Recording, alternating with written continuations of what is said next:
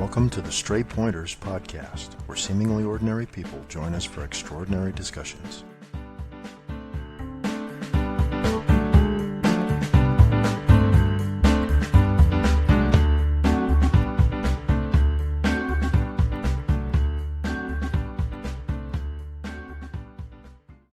You're listening to Season 2, Episode 3 of the Stray Pointers podcast. This episode was recorded on January 16th, 2024.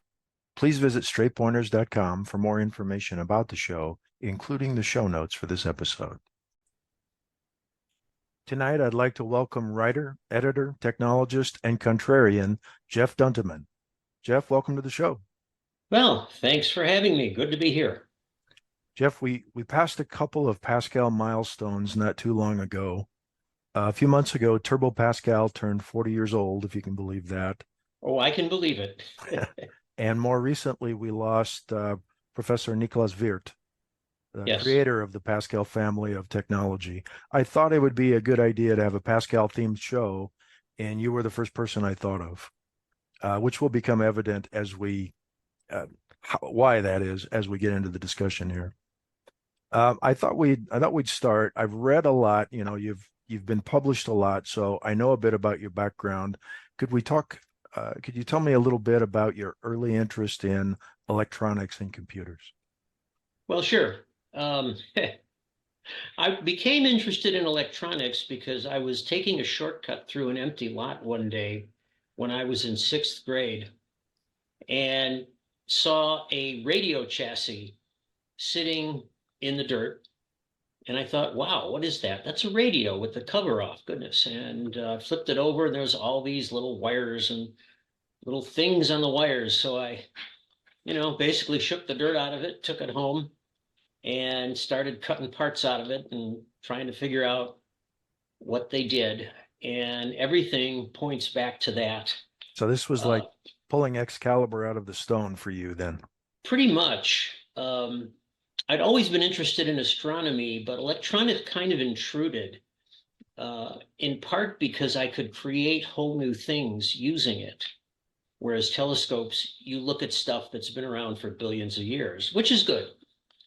But there was a craft element, a sort of a hands-on element to electronics that astronomy doesn't have apart from building telescopes. And I went from there quickly into the library and read all the books that they had and started building things. Now, did any other members of your family have any knowledge of electronics or anybody like that? Any teachers that could help you out? My father knew a bit about electronics. He was a radio operator during World War II at a weather station somewhere in North Africa. And he helped me build a couple of things when I was just getting started.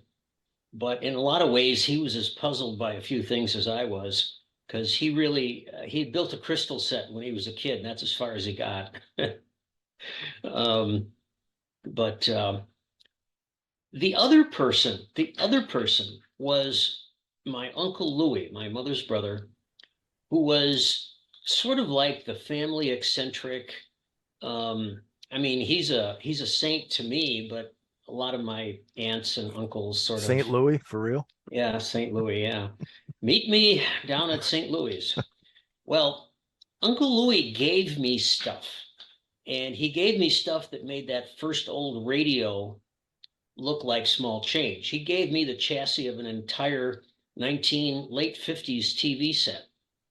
And there were no tubes in it, but underneath it, my God, this jungle of capacitors and resistors and, all this other stuff.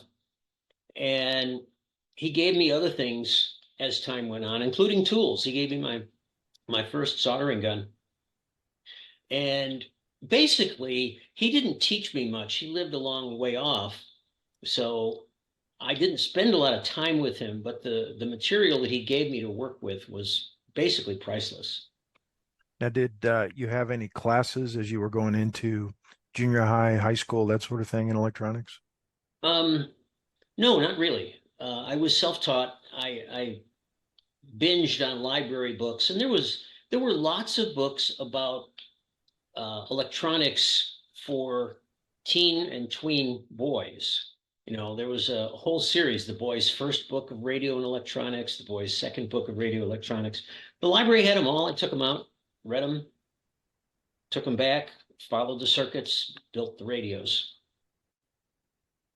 So then did you pursue electronics in college? Yes and no.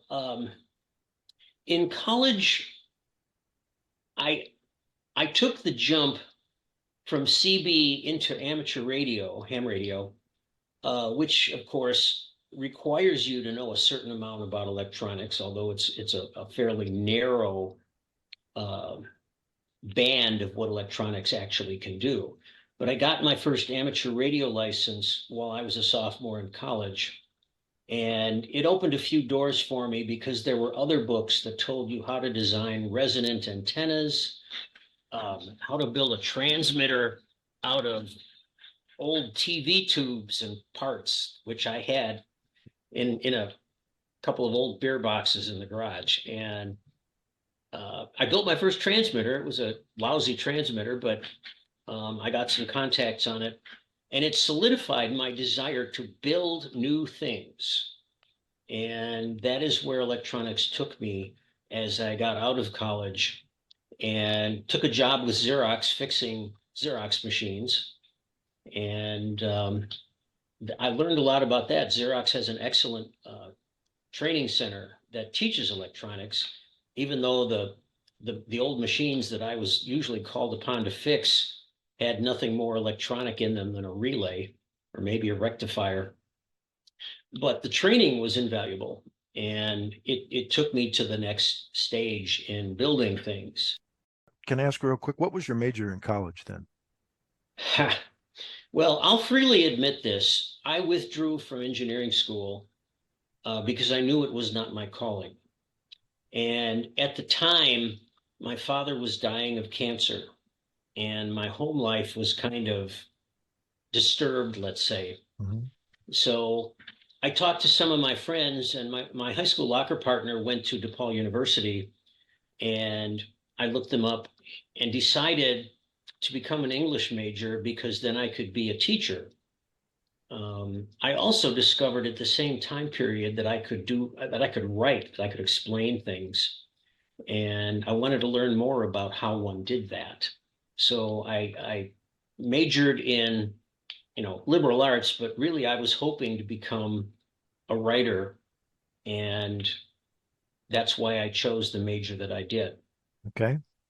Okay. I'm sorry, I derailed us a little bit. You were talking about your first gig at Xerox. Yes, I had a chance to talk to people who were into electronics more than I was because all the repair guys would meet in the morning at a sort of an office filled with spare parts and cleaning supplies and stuff. And we talk about electronics and that I took that job in 1974. And 1974 was the year that the Altair microcomputer first appeared. And we were all just, whoa, this is a whole different wrinkle. We're not talking crystal radios anymore.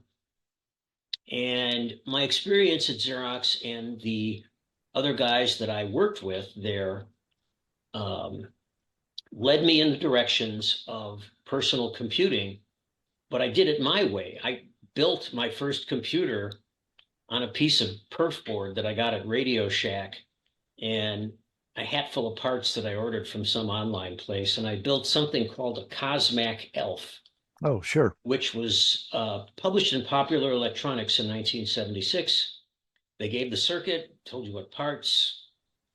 I had had one high school course in computing, and it was half a year. It was Fortran, so I knew basically what computers were. But the notion of actually having one, I mean, at high school, I never saw the computer I was working with because it was downtown, and we punched cards in a stack, fed them into the machine, and then 3 hours later, we got back our list of error messages.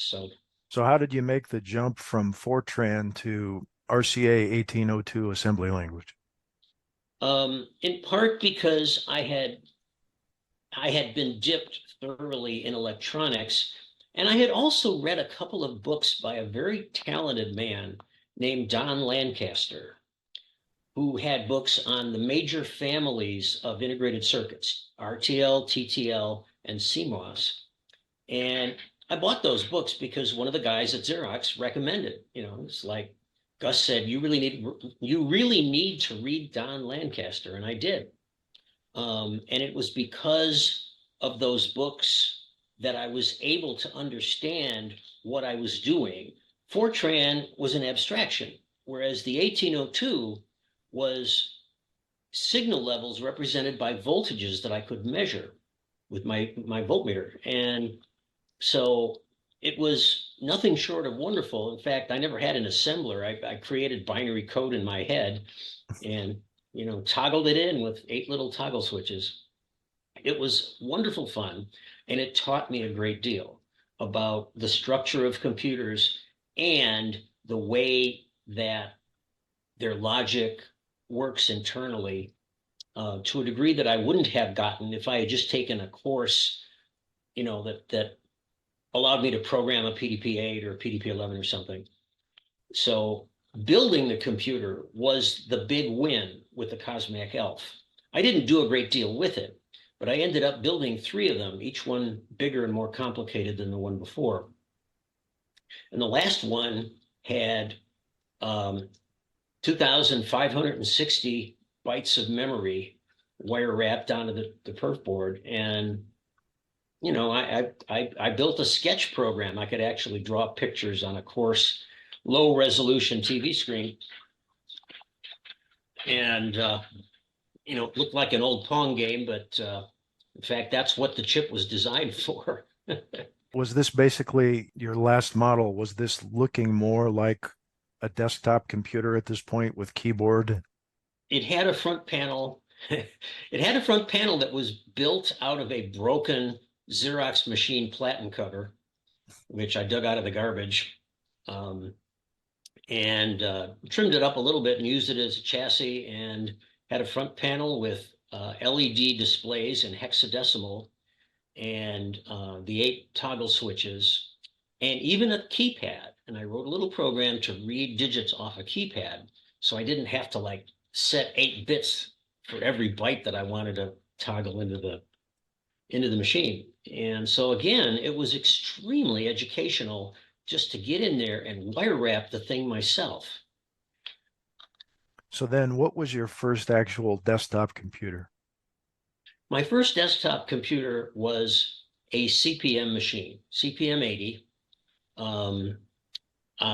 I commissioned it, which I think is what it was, even if we didn't call it that way. I paid a guy who knew this stuff better than I did to put a machine together for me, not out of loose chips, but I specified the mainframe chassis. I specified the keyboard, the screen, and how many ports and what kind.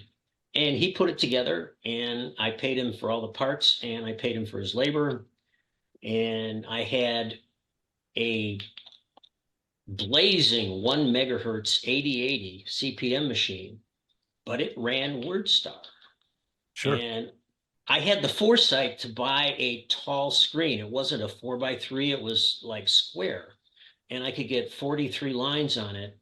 And so typing into WordStar kind of made it look a little bit like a photographic negative done in green of a typewritten page.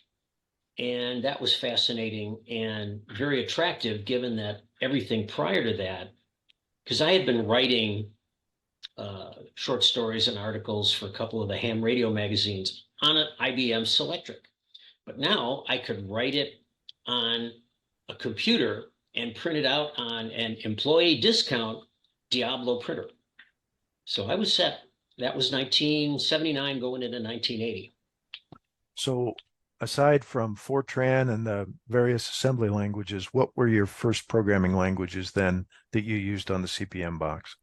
Well, the first one I used on the CP/M box was BASIC. However, I had a job. I stopped being a repairman and got a job as a data entry operator into a new computer system that tracked failure modes and defects in brand new models of copiers that Xerox put out. And I got to know the guy that wrote the system out in Webster, New York. He wrote it in something called APL, which stands for a programming language. How clever. And he gave me my own APL account on the mainframe. It's like shades of high school, only I don't have to screw with punch cards. And I wrote APL, and I learned a huge lesson doing that. I wrote a 600-line text formatter that justified text into a 5-inch column in APL.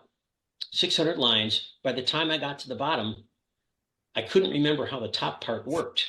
I don't know how familiar you are with APL. Yeah. To me, it's kind of a write-only language. It's a write-only language. It's a language only a mathematician would love, and math was never my strongest subject. However, I did learn the basics of what programming in a higher level language can do that went well beyond the kindergarten level Fortran that I learned in high school. And so my first real programming language that I used for projects was APL. BASIC was the first language that I used on the CP/M machine. And that was until 1981 when I paid, I think, $350 for a compiler called Pascal MT Plus. One of my friends said, Pascal's a great language. And he had heard me complaining about how unreadable APL is. And he says, you can write Pascal so it almost reads like a book. It's like, I like that. So I bought Pascal MT Plus from a guy named Michael Lehman. I forget where they were, but he and his wife had a business selling this compiler. And I dove in and I did a lot of Pascal in the first couple of years that I was working as a data entry operator. And then I actually got a job at Xerox writing code myself using a couple of in-house languages that I think are best left forgotten and ideally buried in a lead casket. But, I learned the languages, and they weren't the cool stuff like Mesa or Cedar. They were things that, like I said, are best left forgotten, which they've been. I did learn how to write code in different languages using the Xerox languages, APL. I had a little bit of Fortran. And then I graduated to Pascal and took to it very, very quickly and ran with it as hard as I could. Now, before Turbo came out, was Pascal MT Plus, was that a fairly popular Pascal compiler for CP/M? Yes, in large part because it was one of the few that you could get for Pascal. There were a couple of flavors of UCSD Pascal out there that may have been pirated. I don't know. I wanted it to be a legal thing, so I purchased a product that from a person who I knew was selling it legally, and I got it on the recommendation of a friend of mine who had been using Pascal MT Plus, and he thought very highly of it, and very quickly I thought highly of it too. And I thought so highly of it that I started writing a book explaining it. At the time, I was selling articles to a magazine called PC Tech Journal in Baltimore, which was owned by Ziff Davis. And the tech editor at the magazine who edited the articles that I wrote for them said, Jeff, you're pretty good at this. I bet you could write a book. And if you could write a book on this, I can refer you to an editor at my publisher. She had a book contract with Scott Forsman outside Chicago. And so I finished the book on Pascal MT Plus, took it next time I got out to Chicago to see my sister and the relatives, went down to Scott Forsman, handed him the proposal. He read through it. The next day I had a contract. And I was just delighted. I'd written a book and I'd sold it to the first place I took it to and got a $5,000 advance. Holy Moses. You know, that was middling money in 1983. Sure. So I turned it in and they paid me my advance and they gave it to their editor.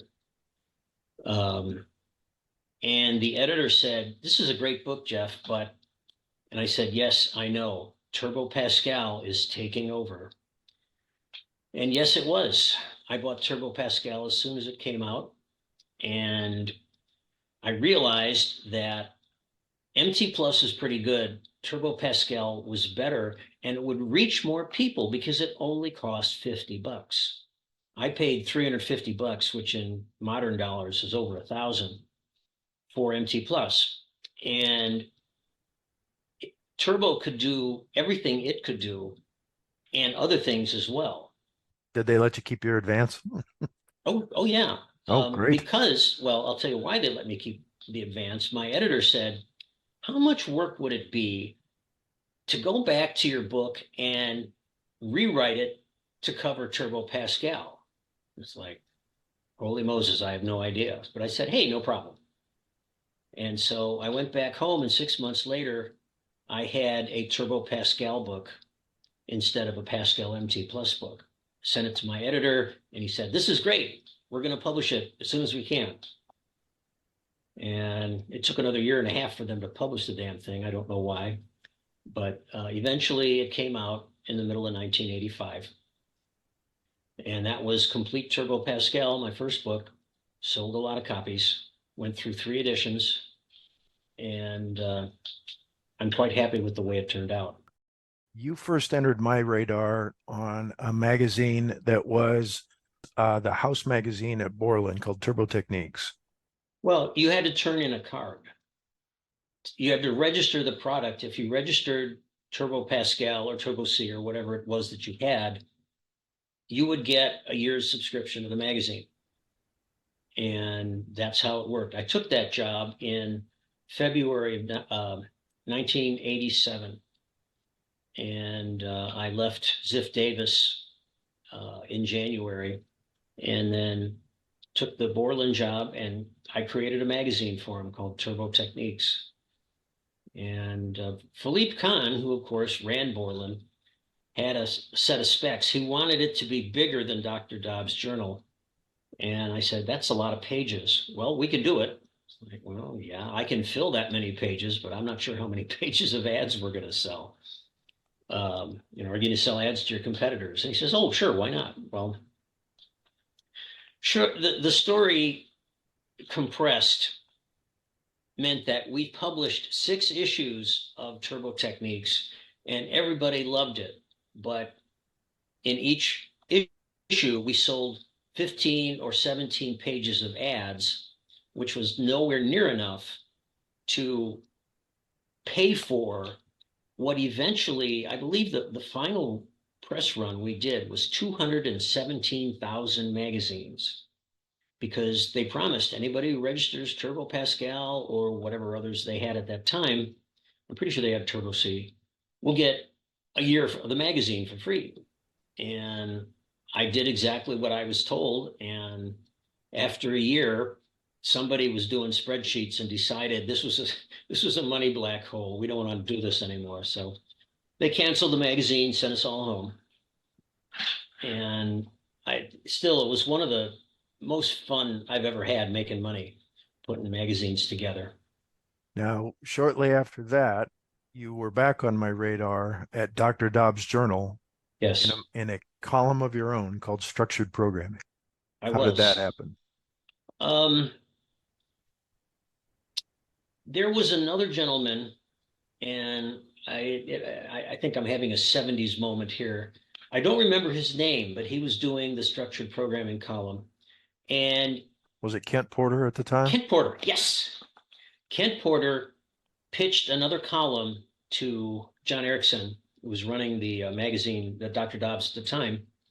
And that left nobody to do structured programming. So John Erickson, who had been very aware of Turbo Techniques, looked me up and asked me if I would do the gig. and this was in 1988, late 88. I don't think the first column appeared until early 89. But I covered Pascal and Modula 2 almost exclusively and wrote the column for 4 years, paid my mortgage with it. And because he was paying me $1,200 a month. And that was quite a chunk of money in 1989 Sure. and the early 90s. So I was happy I got to I imitated Isaac Asimov, who I had scads of his nonfiction books. He wrote every article starting with a funny story. So I decided to start with something. I don't know whose expression it was, but I heard somebody say, "Bring him in grinning." And I did my best to do that. And the column was very popular. My coworkers and I used to discuss the column each month. It was a very enjoyable column. We were all coding in C at the time for MS-DOS, Yeah. but we all had kind of started with Pascal. We all had Turbo Pascal at home and things like that. We all enjoyed the column a great deal. Here's a bit of trivia for you. There's no way you could possibly know this, but would you hazard a guess at which of your columns is my favorite? Well, the one I hear most about was what is this interrupt really for? Which started out with the Pizza Pride girl. And I forget what it was about interrupt service routines. Okay. And I started out with a funny story about the catering truck that rolled into our parking lot every day at 10 o'clock, and a girl came out of a pizza supplies broker. I don't know what they sold. And she wore something different and very provocative every day. So whenever they rolled in, everybody in the office, I shouldn't say everybody, the males in the office ran out onto the balcony to look down and see what the Pizza Pride girl was wearing today. It interrupted our day. So what was this interrupt really about? Let's talk about PC interrupts. Okay, that I vaguely remember that. Now I'm going to have to go back and see if I have that archived here somewhere. But the one that was actually my favorite, the one that for some reason sticks in my memory, is your article on Zeller's congruence and the Oh, yeah. discovery that the modulo operator in the Pascal family of languages behaves different than the modulo operator in the C curly brace family of programming languages. Yep. And I thought that I thought that was a monumental discovery. And I thought that should have been touted a lot more. And, Dr. Dobbs had it had a high readership, but I just thought that your name should have been noted somewhere on this discovery. And this should have been in every C and every Pascal textbook from there on, that, the modulo operator doesn't work quite the same way in Pascal and C, but I never saw it mentioned after that. Well, I didn't think that much of it. I thought, the programming universe is crawling with bugs, and I just happened to find another one. Because I didn't have a broad experience in programming, I didn't know how important that particular bug happened to be. Was that actually a bug or was it an intended behavior? I'm pretty sure Pascal did it correctly. Now, keep in mind that was 35 years ago. And I don't remember all the details. I'd have to go and dig up the big Dr. Dobbs fat book, like a Sears catalog that has all my columns in it and everything else, and look up that column again. Unfortunately, I don't have the word processor files for the Dobbs columns anymore. I don't remember what happened to them, but I don't have them.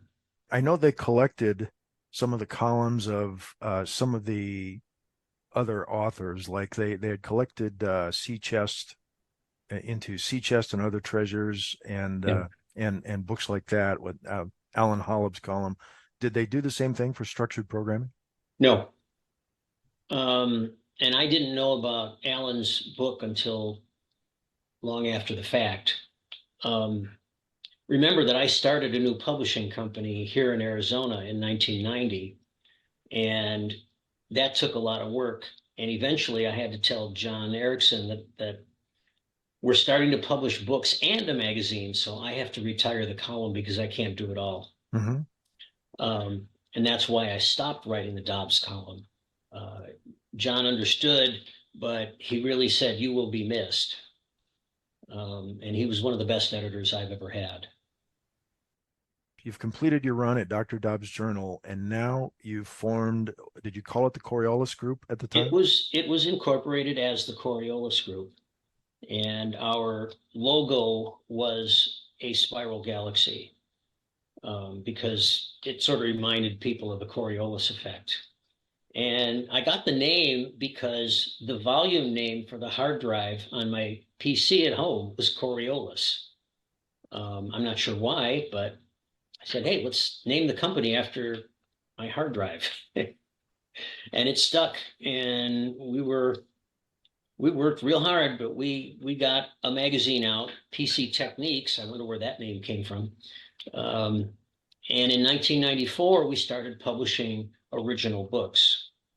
We had done some packaging of books for John Wiley and Company out of New York City, but it wasn't until 1994 that we published the first top to bottom Coriolis book.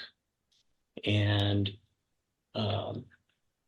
we succeeded, and we found that we were making far more money off the books we published than the magazine. We kept the magazine going because we used to sell our books out of ads, full page ads in the back of the magazine, which was quick cash. Mm-hmm. But toward the end, it was a little hard to justify the expense of the magazine, given how small a part of the big picture it actually was. So we closed the magazine down in March of 2000 after a 10-year, 60-issue run. So what was happening then at this time was Microsoft came out with Visual Basic, which was kind of taking the developer world and the amateur developer world by storm too, because now there was this rapid application development tool. Borland countered with their own product, Delphi, and your magazines, PC Techniques and Visual Developer, those sort of catered still to the Pascal family of technology, did they not? I leaned them in that direction because A, that was what I knew, and B, is because I didn't want C to take over all of the world. We did articles on C. We did a lot of articles on C. But Pascal, I had a Pascal column. I mean, I didn't, but I had a guy doing a Pascal column, and we had a lot of Pascal articles. And there was, we tried to keep it sort of on an even keel, but like you said, in 1997, 96, we changed the name of the magazine to Visual Developer because I could see which way the wind was blowing. And between Delphi and Visual Basic, it was changing the whole nature, not only of the industry, but of programming itself. From the old mainframe style programming from top to bottom, it was now kind of a stimulus response. User hits a key, an event jumps up, and an event handler executes code to deal with that keystroke. Were you using Delphi as a product at the time? Writing any of your own code? I was writing a lot of my own code. I wrote an early bookmark manager database in Delphi, and a handful of other things. Most of it was exploratory. I was teaching myself by doing, as I've been doing since I found that dirty old radio in an empty lot. And I did write one thing in Turbo Pascal a little earlier, but not much earlier. It had to be text mode, so I wrote it in Turbo Pascal 5.5, and it was a mortgage calculator that was sold by a company that did what they call kioskware, which is basically spin rack software. For $5, you got a 5 1/4 inch disc with a program on it and a little tiny book that said how it worked. I wrote a mortgage calculator, and it blew the doors off. The program was only $5, and I think I got 75 cents a copy. And that thing sold immense numbers of copies, mostly to real estate agents. And I made quite a bit of money off that thing.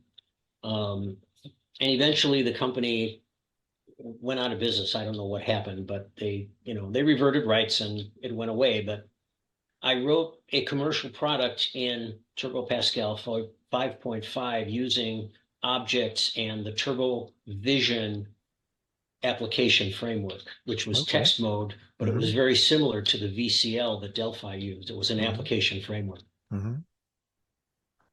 Okay, so Visual Developers kind of run its course. How long did you continue publishing books? Are you still publishing books under Coriolis? Oh, no. The company went under. Bad things started happening when the dot-com bubble busted in the spring of 2000. We used to sell pallet loads of books to the very large companies, IBM, Microsoft, Oracle, and it was quick cash. In other words, they paid net 30. The bookstore chains typically paid, believe it or not, net 180. It took 6 months to get all of our money from the bookstores. So if IBM is going to buy a pallet load of books and send us a check 30 days later, we loved it. But unfortunately, it cut into our sales, and cash flow is important in publishing, and we had to be very careful so that we would be liquid enough to make payroll. And so it was a bouncy couple of years, but things didn't improve. And then 9/11 happened, and all of a sudden, the country was in a panic. They thought we were going to war. People stopped buying stuff, including books. And so we had no choice but to shut the company down. And our last day of operation was Good Friday of 2003. I'm sorry, 2002.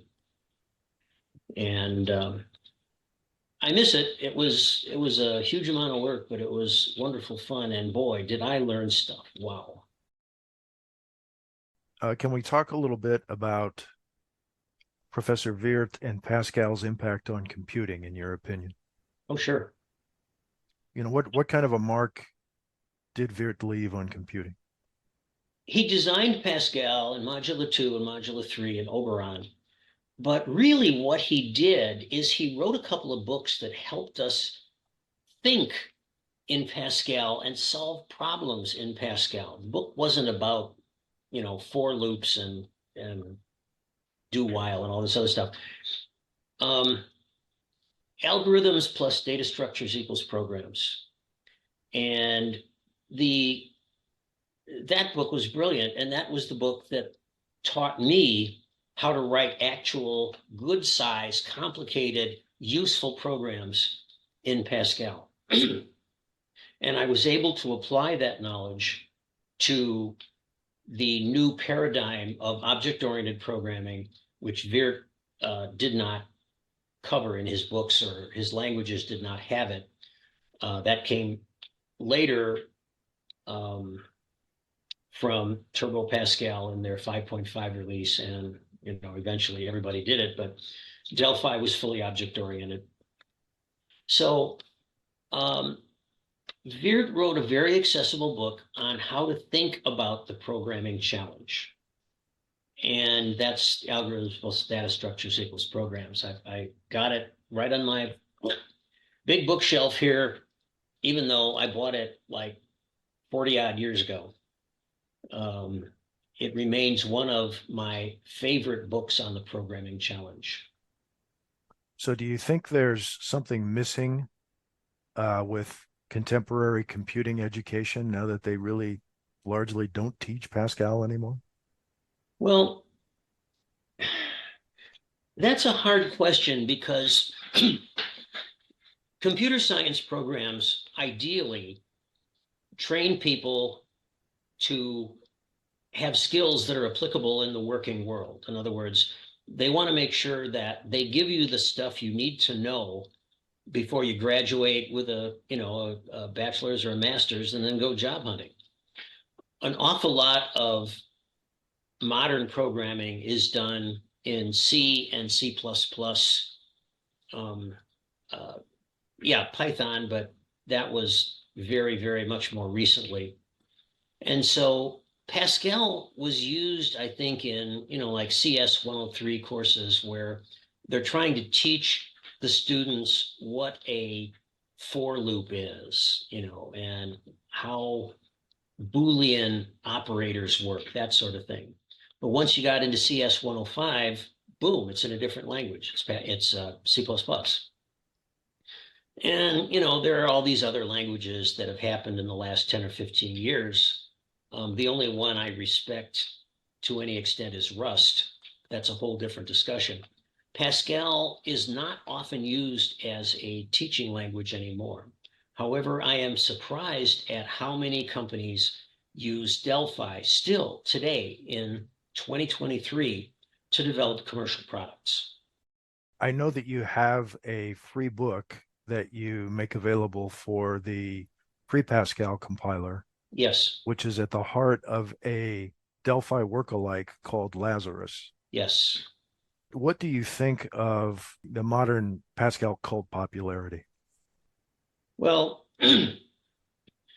it's a small cult, but it's definitely a cult. I've been using Lazarus and FreePascal now for 15 years or so, and I've been following its development and its maturity. They just released version 3 of Lazarus, and Delphi, the commercial product from Embarcadero, costs over $1,000. Lazarus and FreePascal, well, they're free. So if I'm going to teach programming to newcomers, I can't say, well, the first thing you got to do is go pay $1,000 for Delphi. I love Delphi, I've used it a lot, but it's off the table for what I do best, which is explaining how things work. And for that, I use FreePascal and Lazarus, and anybody can go download it. And the book you mentioned, my FreePascal from Square One book, is really a distillation of my Turbo Pascal books from the 4 editions that book went through, with changes whatever were necessary to cover the Lazarus IDE and the GUI builder and the FreePascal compiler itself. So I massaged the old material into a new book and put it out there as a free PDF. And it's still free. It's going to always be free, and so is the compiler. And a lot of people are having a lot of fun with it and are creating some wonderful programs with it. And I'm very pleased to be in on that and have been in on it since before the version 1 release came out. So I've been following this thing practically since it was originally called Megiddo. And they changed that to Lazarus and got serious about it. And the rest, as they say, is history. That's very interesting. I would not have expected you to call out Rust as a more modern language that you think has some value. I had seen a comment, I think, that I attribute to you, where you had some accolades for C#, and I can see that. Rust just seems to be somewhat divergent from the family of languages that I picture you espousing. Yes, and I don't intend to program in it. However, I bought a couple books on it because I had my spidey senses were tingling, and I thought, this is not just another C clone. This language adds into the C language what it should have had in the beginning, which is memory protection on a very large scale. A great deal of the problems we have with exploits and malware have to do with shortcomings in the C and C++ languages. Rust was created to make a program written in Rust, and you can mix Rust with C++ or C, more resistant to exploitation, which is one of the biggest problems that we as an industry face. And from what I understand about memory, and because of my assembly experience, I know a lot about memory. They're doing a real good job, and whoever designed that thing deserves an Emmy award or something. Um, maybe a Great, Purple Heart. I don't know. great. Well, that was a bit of a surprise when you mentioned that. It's all about memory and exploits, which I mean, everybody gets stung once in a while. I've been stung more than once. And this could be a quantum leap in especially operating system um, reliability and uh, just security. So, Jeff, we've talked about your publications around the Turbo Techniques, Dr. Dobbs, Coriolis era, but there's a couple of other areas that I wanted to hit on. In no particular order, I know that you're also a sci-fi author who has had a Hugo nominated story Too. and two stories. And I know that I think you had touched upon this earlier in our discussion, but you used to write a bit for amateur radio magazines too, as well, did you not? Yes. Can you touch upon those experiences? Well, the ham radio part of it was short-lived.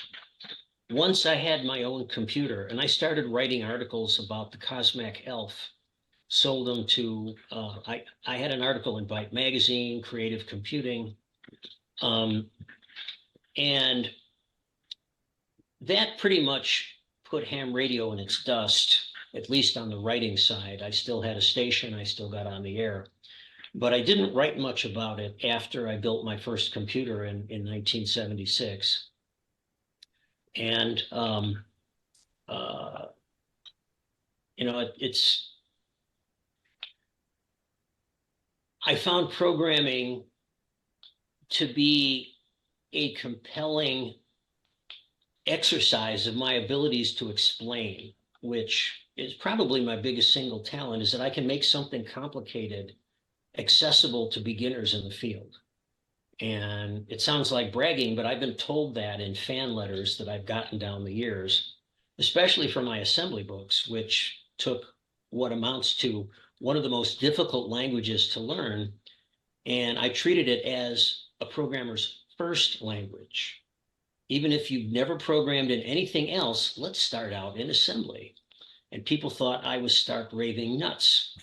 500,000 books later, maybe not so nuts. The book works.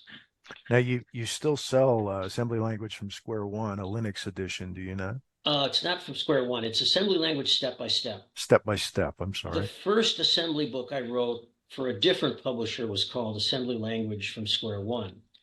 It's a little known rule in publishing that when you take a book to another publisher, because Scott Forsman got engulfed and devoured by HarperCollins and shut down their computer line, they have to change the name of the book so that retailers will not send the wrong books for refunds. So Wiley said, we can't call it assembly step by step anymore. It's got to be something else. And they came up with, I'm sorry, from square one, they came up with assembly language step by step. And that's what it's been since the first Wiley edition came out in 1992. But And you have one oriented toward Linux, if I'm not mistaken, do you know? well, yes, the first two editions were mostly focused on DOS. Um, the second edition covered DOS and Linux. The third edition, I threw DOS overboard because that was the 2009 edition. And by then, we didn't do DOS programming the same way we used to anymore. It was all Windows now. So starting with the third edition in 2009, it was Linux only across the board. Is this still a book that you update and that sort of thing? Yeah, the fourth edition of assembly language step by step, which is now called X64 assembly language step by step. It is 64 bits. 16 and 32 is treated as historical background, but all the code and the bulk of the explanations focus on the 64-bit architectures from Intel and AMD. The new edition, the fourth edition, came out in mid-October of last year. So it's only been on the streets now for about 3-4 months, but it's selling very well, and I'm getting fan mail, so it's out there doing the job. Now, which publisher is publishing this? Oh, it's still John Wiley. Okay. They've done the last 4 editions. Scott Forsman did the very first one that came out in 1990. That didn't have a very long life. They shut the line down, and I got all the rights back. It was out there for a year and a half. Now, you also write fiction. Yes, I do. When did this come into your history? When I was 8 years old, I wrote a story in, I don't know, I don't call it longhand because we didn't do cursive in 3rd grade, but I wrote a story about my stuffed dogs building a spaceship and going to the moon. And I called it Mutts to the Moon. And I wrote it, I gave it to my grandmother, and she loved it. She passed it around to some of her siblings and nieces and nephews. And I became known as Sade's grandson who writes. But my fiction career didn't start until 1973. I attended something called the Clarion Science Fiction and Fantasy Workshop in the summer of 1973 in Ann Arbor, Michigan, which was a group of 25, mostly young men and women, studying under some pretty big names at the time, like Theodore Sturgeon, Harlan Ellison. We had a guest lecture by